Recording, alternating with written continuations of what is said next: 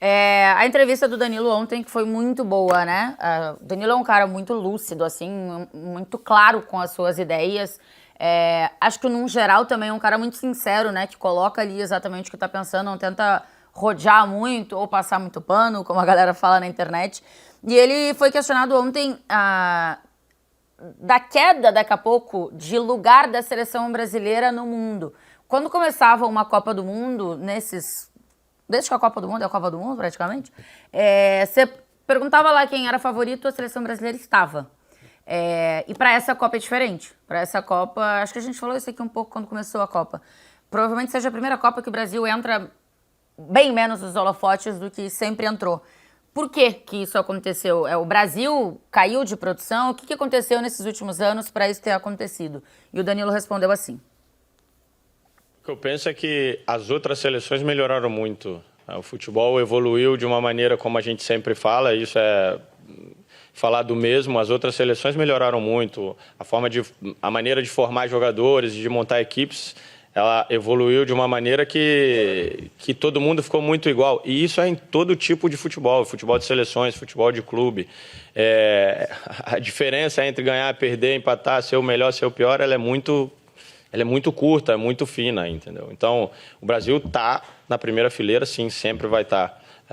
Só se acontecer um desastre muito grande, parar de produzir jogador como a gente produz, entendeu? Só se a gente for muito amador e pouco inteligente na maneira de conduzir os nossos jogadores e tratar a nossa seleção, porque é muita gente nascendo a cada dia com muita qualidade e a gente tem uma geração que muitas vezes as pessoas falam, uma geração que não é boa. Pô, brincadeira, cara, com tanto de qualidade, tanto de gente boa que você tem aí. Não acho que o Brasil mudou de patamar, não. O Brasil continua na primeira fileira. Obviamente, isso foi construído não por mim, nem pelos jogadores que estão aqui. Tem uma galera atrás que precisa ser respeitada e foi quem construiu esse status, essas conquistas, essas 5 estrelas que a gente tem no peito. Nossa obrigação é tentar o máximo possível honrar isso e se a gente tiver a possibilidade, com muita entrega, com muito espírito de sacrifício, conseguir colocar mais uma estrelinha na camisa, seria maravilhoso. Acho legal quando o Danilo fala, né, sobre a construção dessa imagem de seleção brasileira. Ela é construída ao longo de muitos anos e pela história de muitos caras e caras grandes e importantes na história do futebol. E a seleção brasileira, a camisa da seleção brasileira, ela, assim, provavelmente para sempre vai ser respeitada. O ponto é se a geração é mais fraca ou se não é. O que a gente deixou de fazer no meio do caminho ou a gente não deixou de fazer nada. Foram os outros, de fato, que cresceram. Acho que tem um monte de abinhas abertas nesse assunto. Ô, Beckler, queria começar te ouvindo. Você vai mais na linha do Danilo? Os outros evoluíram e a gente parou no mesmo lugar? Ou a gente deixou de fazer coisas para entrar numa outra fotografia, com uma outra imagem nessa Copa? Então, a questão é que o futebol brasileiro, ele não tem uma identidade de como formar jogadores. A gente não tem uma escola. A gente tem muita formação. Aparece um Ronaldinho Gaúcho, aparece um Ronaldo, aparece um Rivaldo, aparece um Romário. Eles aparecem. Neymar e por aí vai. Eles aparecem. A gente não tem uma forma de que isso seja feito. Porque é um futebol muito intuitivo nosso, é um futebol que está mais no sangue, está mais no coração do que na cabeça, talvez, do futebol brasileiro. E a partir do momento que isso deixou de aparecer na mesma escala que aparecia antes, que já apareceu da gente ter vários melhores do mundo no time, por mais que a gente tenha 2 potenciais melhores do mundo no time, muito recentes, Rafinha e Vinícius, um foi por uma injustiça, outro foi por títulos coletivos, que não foram os melhores do mundo nos últimos 2 anos, mas a gente deixou de ter tantos assim, e o futebol se tornou, por mais que a gente tenha um Messi com 40 anos fazendo, o futebol se tornou muito mais coletivo. As outras seleções coletivamente aprenderam a jogar muito bem e a se formar, e o futebol de outros lugares evoluiu. Então, taticamente, passaram a gente e tecnicamente a gente não consegue mais formar como antes. Isso fez igualar. Eu também não acho que o Brasil seja pior, eu acho que o Brasil tem boa geração, se você vai comparar com outras, pega outras seleções para olhar e tal, a gente vai ter mais jogadores talvez em grandes times do que uma, do que outra, vai sobrar mais pra gente em alguma posição, vai faltar em outra. A gente não tem meio-campistas, e assim, não é só dos convocados, a gente não tem nenhum jogador relativamente parecido com o Vitinho ou com o Pedri. O futebol brasileiro não produz esse tipo mais de meio-campista, porque não sabe produzir. A Espanha sabe, tem um tanto de Pedri na Espanha. A Espanha sabe produzir. Portugal tem um Vitinha, tem um João Neves, que é diferente, mas que joga e que tenta fazer uma coisa mais ou menos similar. Então, acho que a gente parou de produzir intuitivamente, na mesma proporção que antes, e os outros evoluíram coletivamente, os outros evoluíram no estudo. Sentaram a bunda, ralaram e depois foram colocar em campo. Esse tipo de coisa a gente não fez. E eu acho que isso, um outro reflexo é que a gente não tem técnico. O Brasil não tem técnico. A gente colocou lá os melhores, Fernando Diniz e Dorival, e não foram suficientes. Se a gente não tem técnico, acho que a gente tem pouca cabeça pensante no Brasil. Então a gente não pensa o futebol coletivo e individualmente a gente não consegue mais formar como antes. André, eu quero te ouvir, porque quando eu comecei a passar a palavra pro Beckler, eu vi que você deu uma balançada de cabeça assim, tipo, não, e aí eu queria te ouvir, mas só deixa eu trazer... eu também quero, também tô curioso agora, por que você tá balançando a cabeça enquanto eu tô falando, André? Não, mas não foi enquanto você tava aqui porque a gente tava mexendo na iluminação, tem nada a ver com isso. Não, mas foi quando eu tava passando que eu achei que você tava discordando do ponto de a gente... Só eles evoluíram, não foi que a gente piorou. Então eu queria que você trouxesse esse ponto, mas só porque tem duas pessoas falando a mesma coisa aqui, mas deixa eu pegar do... Aqui, ó, o futebol brasileiro deixou de ser futebol arte, foi isso que aconteceu. O Nilson mandou. E aí tem um outro que o Brasil forma jogador estilo europeu. Acabou o jogador do improviso. O último é o Neymar. O Keijin, por exemplo, mandou. Que aí, bom, o Estevão não é esse cara. O Hendrick não tem algo desse cara. O Rafinha é pós, o Vini é pós, o Rodrigo é pós, todos esses são pós Neymar. E aí, André, qual é a sua explicação, a sua leitura? Eu acho que é um assunto que requer boas horas, bons dias de debate, porque tem tanta coisa envolvida, tem muita coisa envolvida. Eu acho que a parte do técnico é bem importante também, porque veja só, a gente pode questionar Diniz e Dorival, como disse o Beckler. Diniz e Dorival talvez não sejam os dois melhores técnicos do Brasil e foram técnicos da seleção brasileira. Mas o Tite era. No meu entendimento, o Tite fez 6 anos e meio, esteve 6 anos e meio no comando da seleção brasileira e era o melhor técnico que nós tínhamos, no meu entendimento. Uhum. E também não, né? Então, assim, eu acho que passa por muita coisa. Passa pelos técnicos, passa pelos dirigentes, passa pela imprensa, passa pelo torcedor. Claro que cada um tem a sua dose de importância. A maneira como a gente cobra no Brasil, e a gente aí eu incluo imprensa, torcida cara, o futebol se tornou um ambiente muitas vezes tóxico, cara, e perigoso e complicado. Você emite uma opinião, basta ler aí o que está sendo escrito no momento, enquanto você nem terminou o seu raciocínio, já estão te xingando e já estão... Isso está acontecendo também no futebol, no trabalho dos treinadores, que se eles não são bons também, muitas vezes não tem tempo de... Enfim, eu acho que tem tanta coisa errada. Agora, eu discordo um pouquinho, Tainá, e talvez por isso eu tenha tido uma reação quando você falou, a nossa camisa ela vai ser sempre respeitada e tal. Historicamente, sim. Isso. A nossa camisa ela já tem ali as 5 estrelas. Uhum. Então, né? Mas se a gente continuar trabalhando dessa forma, se a gente não fizer lá o que o Danilo falou de plantar esse bambu chinês aí e né, criar raízes fortes, ela vai se tornar uma camisa, né, que um dia foi respeitada. Uhum. Inclusive dentro de campo. Ela vai ser respeitada pela história, mas o Brasil hoje já não é mais. O Danilo fala, a gente continua lá na primeira fileira. Eu acho que a gente não continua na primeira fileira, não, cara. Eu acho que a camisa da seleção brasileira não tem mais aquele respeito que tinha outro dia. Ah, mudou, somos tratados como lixo dessa forma, mudou intensamente? Não. Mas a gente tá ficando para trás. A gente abriu enquete aqui, VS, pra galera participar, e aí a gente colocou 2 possibilidades, tá? O Brasil mudou de status no futebol de seleções, e aí as 2 possibilidades de resposta, né? O Brasil parou no tempo, esse é o motivo, ou as outras seleções evoluíram. E aí eu vou trazer 2 opiniões, uma do Gisnelli Rodrigues. Vamos lá, o Brasil é mal gerido. Não temos meias? O Andrés do Palmeiras vem jogando muita bola. Não temos meia? O problema é que a seleção tem várias outras questões envolvidas. E aí O Anderson Marques faz um questionamento. A forma como estamos formando nossos jogadores mudou. Em qualquer categoria de base, valoriza-se um jogador tático ao invés de um jogador inventivo. Você vai para essa linha, você acha que não? E a gente tem que, sabe, ter um equilíbrio maior das coisas? Qual é a sua leitura, seu diagnóstico do que está acontecendo? Como o André falou, isso aqui seria um convocado de 5 horas de duração, que, aliás, eu acho que é uma boa ideia.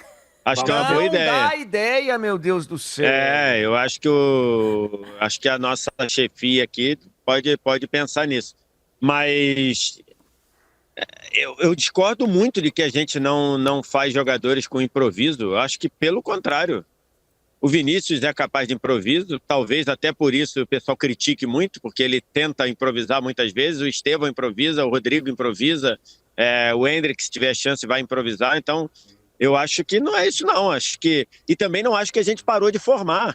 O Palmeiras bate o recorde de venda de garoto, o Flamengo vendeu garoto pra caramba, o Vasco acabou de bater o recorde dele, o Fluminense vendendo pra caramba jovem, e por aí vai. O Corinthians revelando, teve uma proposta outro dia aí pelo André que o Corinthians negou. Então, o Grêmio revelando jogador, o Bahia teve a maior venda da história outro dia. Então, assim, revelar a gente está revelando. A questão a gente tem que revelar posições em específico, que eu acho que essas posições não estão funcionando. Se falou muito do Boadi lá, 17 anos, 18 anos.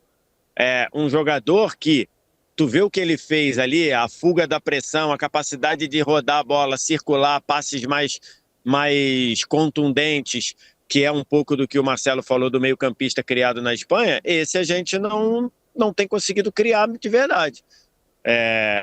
A gente tem criado muito e revelado muito o ponta que vai te resolver, que vai te desequilibrar e que vai ser exportado para a Europa. É isso que a gente tem revelado.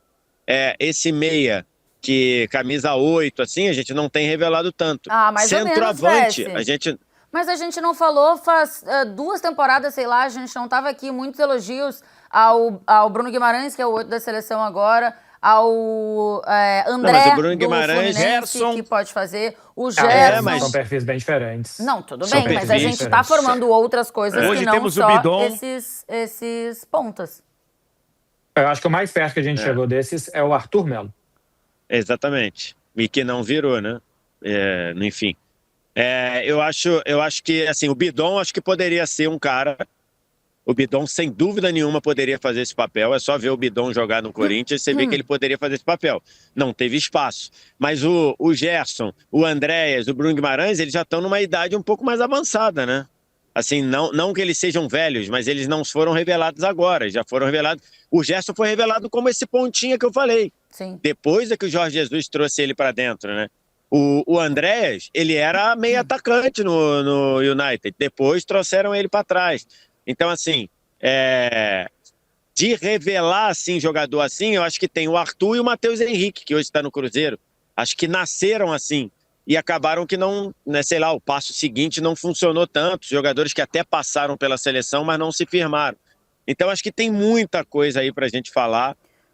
Mas o Brasil não parou de revelar, não. Senão os clubes não estariam batendo recorde de transferência, ou então o europeu que vem buscar esses caras é muito burro, né? Que está sendo enganado. Que é uma coisa que eu estou falando aqui de alegoria, lógico que eu não acredito nisso. Eu acho que a gente precisa... Desculpa, Pérez, já que você tinha acabado, só isso que você está falando sobre revelar e europeu comprar. Brasil e França continuam sendo os que mais exportam, né? Então... Agora, centroavante. Quanto tempo a gente não revela um centroavante que você fala assim, esse vai ser o 9 que vai... Não. A gente foi o Richarlison na última, até fez um bom papel. Aí o Richarlison começou nessa, não queriam ver o Richarlison pintado nem de ouro. Aí agora tem o Endrick, mas para muita gente o Endrick não é 9. Aí tá o Igor Thiago, o 9 que tá com a 9 aqui, ele é um meia, ele não é um 9, ele é um meia, e até gosto do Matheus Cunha, tá? Mas só tô pontuando. Então, assim, aí a gente é obrigado a ver aquele reducionismo que acaba sendo verdade, né? Vem Romário, Ronaldo, aí Ronaldo, Adriano.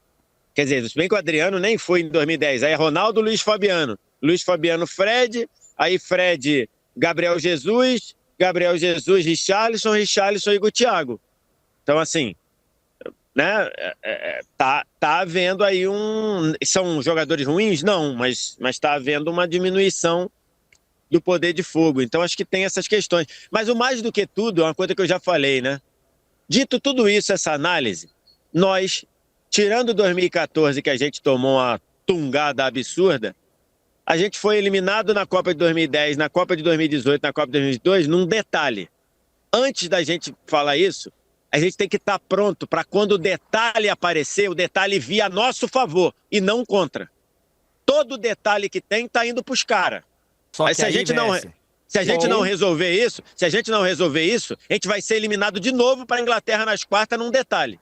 Eu concordo muito com você e acho que o detalhe é o que, sabe, num geral, na hora da organização, do planejamento, dessa raiz aí do bambu que falou do Danilo, é onde a gente, sabe, o detalhe tá sempre caindo pro lado de lá. O detalhe tá sempre... Então tem muita coisa. O trabalho psicológico, o trabalho de organização, de planejamento, de foco, de concentração, tem muita coisa que é envolvida nesse detalhe. Concordo com você. Ou jogar bem o suficiente para não torcer para sorte pelo azar, né? Se você faz 3-0 na Croácia na semifinal, como a Argentina fez, você não precisa do detalhe, porque já tá passando por cima dos caras. Que era o cenário de 2010, né? O Brasil fez o primeiro tempo absurdo, fez 1-0, o Kaká teve uma chance, o Robinho teve outra, não sei o quê. Beleza, viramos 1-0. No segundo tempo, o Júlio César teve o único erro dele no ciclo, empatou e depois tomamos 2-1 e fomos para casa. E depois, sai na 2014, 7 detalhes da Alemanha tiraram aquela final do Brasil contra a Argentina no Maracanã. Essa daí em 2014, nem o Roberto Carlos tinha tanto detalhes quanto o Brasil, quanto a Alemanha. O Darlan Lucas. E eu preciso com urgência tirar a história do bambu da minha cabeça. E só para não ter dúvida do Roberto Carlos que eu tô me referindo, não é o lateral esquerdo, tá? Só pra Canta pra gente, velho. Dá uma palhinha aí pra gente, vai. Detalhes tão pequenos de nós dois. Cara, tu sabe que a minha mãe é uma das maiores fãs do Roberto Carlos aqui, mas eu vou evitar. Eu vou evitar. Tá, se bater 15 mil likes, eu canto. Aí, ó. Ó, de grupo. A gente começa com o André Rosnano e já vai pra detalhes tão pequenos de nós dois do VS. Não. Mas eu sou de grupo, se bater os 15 mil, eu canto. Eu canto com você. Ó, nós já dobramos a aposta. Faça uma segunda voz. Ou seja, o Erasmo Carlos chegou, né? Já tem o Roberto, agora o Erasmo. Nossa, como é que era? Tremendão. Darlan Lucas aqui no chat. O brasileiro tá mal acostumado, achando que toda hora vai aparecer gênio, igual a geração de 2006. Tá na hora de se conformar que o futebol de hoje é futebol de comprometimento tático. Temos que entender. E aquela de 2006 que a gente tinha tanta gente boa. O que aconteceu? Eu acho que detalhe da França. O detalhe Detalhe da França. Não, eu acho que tem 500 mil explicações, mas eu também não consigo... Se a gente perdeu por detalhe... E acho que todos concordam que a gente perdeu por detalhe? 18 e 22? Não. Concordo. No jogo sim, né? Eu acho que os 45 primeiros minutos contra a Bélgica são ruins. A Bélgica muda a forma de jogar, tá? O Tite custa ver. Mas teve um escanteio do Brasil que bateu na trave e dos caras entrou, né? 3 minutos depois. Então, no 0-0. Sorte e azar. E 2022 o Brasil jogou mal contra a Croácia, também acho que não leu bem o jogo. O Modric tocou na bola mais de 140 vezes aquele dia, mais de 130 vezes aquele dia. Não pode, mas estava ganhando até faltar 5 minutos para acabar. Então, eu acho... Não dá pra gente ir pra uma disputa de pênalti na Copa do Mundo, o melhor batedor de pênalti não bater pênalti. E eu fico irritado toda vez que eu lembro nisso. Pô, não dá pra considerar isso um detalhe. Isso aí é um erro absurdo, por exemplo. Absurdo, tá bom, absurdo. mas não é isso, eu concordo, mas não é isso que determina que a nossa formação é ruim ou não. Que a nossa geração é ruim ou não. Estamos falando do jogo. Por isso, não, mas é porque isso assim, é um grande erro, mas é um detalhe. Sim. Entende o que eu quero dizer? Tipo, não é o que determina se é bom ou não. Fala, Vess. Por isso que eu quis primeiro trazer o que eu acho que é um diagnóstico também, que eu não tenho formação para cravar, né? Mas o que eu acho E depois eu falei no final, mesmo com esses supostos erros de formação ou com dificuldade, nós poderíamos ter avançado em várias. Eu acho que se o Brasil passa da Holanda, o Brasil seria campeão do mundo em 2010. Eu conversei com muita gente do futebol que tinha convicção que o Brasil ganharia da Espanha na final. Ainda mais uma Espanha que fez uma Copa horrível. A Espanha da Copa de 2010 não é que ela é ruim, não. Ela é horrível, horrível. Eu acho que o Brasil do Dunga ganharia da Espanha na final, mas não chegou lá. Então, assim, só para pontuar isso, nós poderíamos ter feito melhor, mesmo com supostos erros, mesmo não formando meio campo, mesmo com a gente piorando o 9, a gente poderia ter ganho alguma aí. É só isso, mas aí... E aí eu concordo com o André. O Danilo falou ontem, o Vécio. O Danilo falou isso ontem. Ele falou, ó, outras seleções aí têm mais maturidade, foi o termo que ele usou, mas... A gente pode acontecer de ganhar, pode acontecer. Exatamente, é que em 2022 a gente era para estar na maturidade, né? Porque beleza, 2018 era o ciclo pela metade do Tite, em 2010 era tudo isso. Mas ainda queria só tirar um pedacinho do programa para falar sobre o Parreira, porque eu recebi muita mensagem de gente brincando com uma coisa que não se brinca. Eu critico muito o Parreira por algumas coisas, em especial por 2006, mas eu não brinco com coisa séria. Então, assim, eu estou aqui mandando todos os desejos de recuperação para o Parreira, para a família e tudo mais, que é um cara importante para o futebol brasileiro. Eu tenho críticas ao trabalho dele pontualmente, mas nunca brigaria. Primeiro que eu não tenho nada contra o Parreira pessoalmente, muito pelo contrário, tenho muito mais a favor do que contra, mas não brinco com esse tipo de coisa. Então, o Parreira está se recuperando, tomara que se recupere, fica aqui os meus desejos, e vamos parar com esse negócio de ficar... Não tem nada disso, né? Crítica é crítica e desejar bem as pessoas, eu estou sempre desejando. Até quem não gosta de mim, eu desejo bem. Desejo que a pessoa se dê bem na vida, porque eu não gosto de desejar mal para ninguém. Perfeito, Vés. Parreira está hospitalizado, né? Um dos grandes da nossa história. Está hospitalizado, a gente deseja, obviamente, muita força e que se recupere, claro, o Parreira. O doutor Ailton Júnior mandou aqui no nosso chat: TNT, temos jogadores, não tínhamos time. Essa é a maturidade coletiva que o Danilo disse ontem. O Careca acabou de citar esse negócio de maturidade. Fala aí então, Danilo. Quando você tem um plano e uma coisa construída, coesa, quando as coisas começam a ficar difíceis, você se agarra naquilo. Então isso é uma coisa que realmente a gente não conseguiu construir. Isso é claro, isso é óbvio.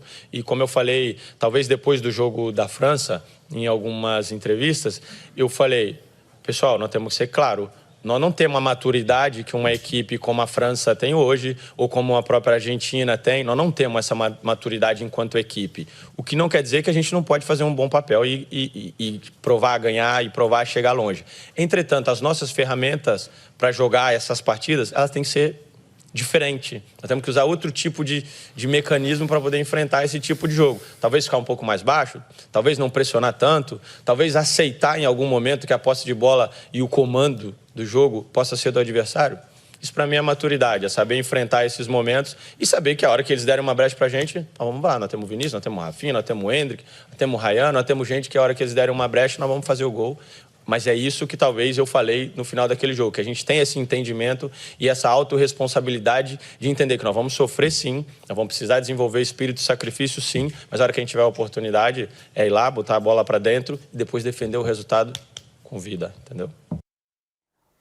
Acho que essa diferença de maturidade ela é muito clara, né? E o Danilo cita a Argentina, cita a França, são trabalhos mais longos, de uma continuidade do treinador, mas de muitos jogadores também e tal, de uma forma, acho, de jogar e tudo mais. Ô, Beckler, esse pode ser um encurtamento de... Já que os outros são maduros, bom, eu não posso... Os outros são maduros demais, vou entregar aqui na mão deles. Eu preciso achar ferramentas, mecanismos para tentar combater isso, né? E não vai ser com maturidade, porque maturidade você só adquire com o tempo.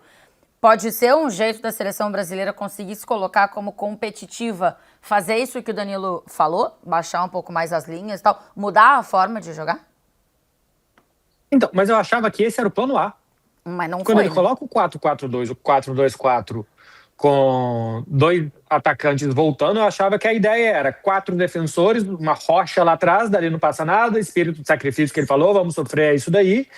2 volantes mais 5 do que 8, mais de roubar e bola longa do que Pedro e Vitinhas. Vamos tocar, ninguém rouba a bola da gente, agora é Brasil e vamos pra cima. Samba no pé, não achava nada, era Rocha atrás, 4 caras da defesa, mais 2, recupera a bola e pimba na frente para os caras correrem. Lá na frente alguma coisa vai acontecer. Eu achava que essa era a ideia, que era o plano A fazer isso. Pressionar na frente, porque esses caras, Bruno, Casemiro, também roubam bem na frente, a hora que não der, recompõe, marca lá atrás, recupera e corre. Porque destruir é muito mais fácil que construir no futebol. Muito mais fácil. Então, se você não tem um plano de jogo feito... Na vida também. Treinando, na vida também. O que eu destruo de coisa numa velocidade rápida, velho, que depois eu demoro anos para reconstruir, eu não faço ideia. Então, é um plano de jogo mais rudimentar, mais simples, mais fácil de executar, e que é o ideal para quem trocou de técnico 3 vezes durante um ciclo que o técnico assumiu faltando 10 meses para a Copa. Para mim, esse é o plano A. E qual é o plano B? Fazer o plano A melhor ainda. Ou ir para o desespero e colocar o Igor Thiago faltando 10 minutos. 10 minutos. Você coloca um Granelhão lá na área porque você tem que avançar. E não incrementar demais algo que não está pronto para fazer. Mas provavelmente a falta de maturidade não tenha feito com que... Não a falta de maturidade do Ancelotti, obviamente. A falta de maturidade do trabalho do Ancelotti na seleção brasileira não tenha feito ele mudar de ideia muito rápido, ô Vés? Porque pra mim também era isso. Mas no primeiro jogo, tudo muda. Então, Tainá, a verdade é que no futebol, a sinceridade, na maioria das vezes, é mal vista, né? Porque vamos supor que... Não sei se vocês já viram o filme O Mentiroso, do Jim Carrey, né? Não. Que tem um feitiço. Filmaço. Tem lá o menino pede um desejo do aniversário, que o pai dele sempre contava aquela mentirinha inocente, ele pede o pai dele não mentir, e o pai dele é só um advogado. Então, aí passa o dia, o pai dele não mentindo, e aí o filme gira em torno disso. Se no futebol as pessoas tivessem um dia de Jim Carrey e falassem não pode mentir, sabe qual seria o discurso da seleção brasileira? Nós estamos indo para essa Copa do Mundo para não ganhar. A gente talvez ganhe a próxima. Por isso que a gente está botando o Ancelotti já renovando o contrato. Esse seria o discurso verdadeiro da seleção brasileira. A gente pode ganhar essa? Pode, porque isso é futebol.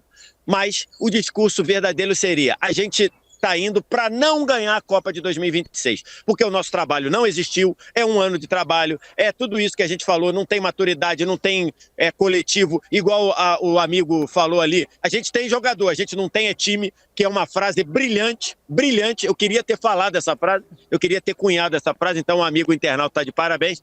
Então essa seria a realidade. O cara dizer, a gente não vai ganhar. Só que se alguém falar isso, seja o Samir, seja o Rodrigo Caetano, seja o Ancelotti, vai cair no dia seguinte, vai cair no minuto seguinte. Então a gente diz, não, a gente está indo lá para ganhar e tudo. Mas a verdade é, o Brasil está aqui para não ganhar essa Copa. Pode ganhar? Pode. Eu lembro muito do vôlei, 2 exemplos do vôlei. A seleção brasileira de 92 masculina, no vôlei, ela foi para Barcelona, não era para ganhar aquela, era para ganhar em 96, que era tudo moleque, Tandy moleque, Marcelo Negrão, Giovani, tudo moleque. E ganhou aquela. Ali encaixou na reta final e ganhou. Merecidíssimo e tudo, e ganhou. A seleção feminina de 2004, ela foi semifinalista olímpica e perdeu para a Rússia no grande 24-19. Naquela abriu 24-19 para fechar o jogo, tomou 7 pontos seguidos, sei lá, e perdeu no tie-break. E aí, depois o Zé Roberto Guimarães, quando ele ganha o ouro em 2008, ele fala assim pra mim, você lembra que você falou comigo lá depois do 24-19? Eu falei, lembro. Ele falou, cara, se a gente ganhasse lá, ia parecer que era muito fácil. Por quê? Porque a gente não estava pronto para ganhar em 2004. Eu tinha acabado de assumir, não estava as jogadoras que eu queria, eu trouxe jogadora só para jogar em 2004. Esse ouro de 2008 é o ouro que me faz feliz, porque eu fiz um trabalho perfeito, eu fiz tudo o que eu precisava, eu convoquei quem eu queria, eu testei quem eu queria, eu pedi todos os amistosos que eu queria. Então esse ouro de 2004, esse ouro de 2008, o José Roberto falou, ele é um ouro que me orgulha mais, porque foi tudo que eu precisava fazer, eu fiz. Se eu tivesse ganho em 2004, seria mais ou menos um ouro meio ocasional. Então aqui são 2 exemplos. Se a gente ganhar aqui, vai ser merecido porque o campeão é merecido, mas não vai ser fruto de um trabalho consolidado. porque a verdade seria, a gente está vindo aqui para perder, para talvez ganhar a Copa de 2030. Essa seria a realidade. A gente abriu enquete perguntando pra galera se as outras evoluíram, se a gente parou no tempo, e 61% veio de parou no tempo. E aí, até com base nisso que o Vélez estava trazendo, desse exemplo, por exemplo, de vôlei, o André, o Ancelotti tem 1 ano de trabalho, né? Quem sabe, então, o encurtar esse trabalho ou pular algumas etapas, tentar chegar nessa maturidade antes do que, teoricamente, o tempo te faria chegar nessa maturidade. Você trazer um cara deste tamanho dê essa encurtada? Por isso a gente, de repente, foi atrás de um técnico estrangeiro também? Talvez. Eu acho que a vinda do Ancelotti, ela tem muito a ver com o momento dos nossos treinadores. Pô, a gente tinha acabado de pegar o nosso melhor, que ficou 2 Copas e não saímos do mesmo lugar, né? Paramos no mesmo lugar nas 2 Copas. E aí você olhou para o lado, olhou para o outro e falou, tá, e agora? Quem que é o cara da vez? Porque o Brasil, ele quando o Tite assume, era muito claro que era o Tite, era a vez do Tite. Lá atrás era muito claro que era a vez do Muricy, por exemplo. Ele não aceitou, mas era a vez dele. E aí vem o Mano. E aí, que também acho que estava meio claro que era a segunda opção ali, que seria o cara na fila. Então a gente não teve essa fila.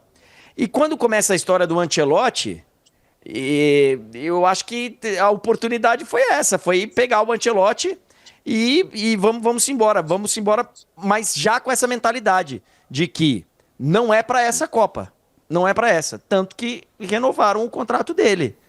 Agora, se foi a melhor escolha ou não, também não sei, né, se vai ser isso.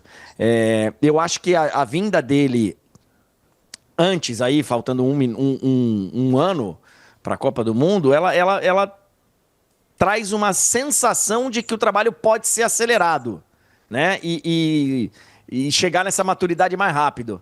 Mas eu não sei se vai dar. Eu não sei se dá. Porque o tempo, na verdade, só o tempo para poder dar, né? Não tem outra receita. Tem alternativas, que foi o que o Danilo falou. Uhum. Alternativas. Mano, a gente não tem o tempo, mas vamos tentar por aqui para amenizar essa falta de tempo. Porque o tempo nem o Ancelotti teve e nem outro teria, né?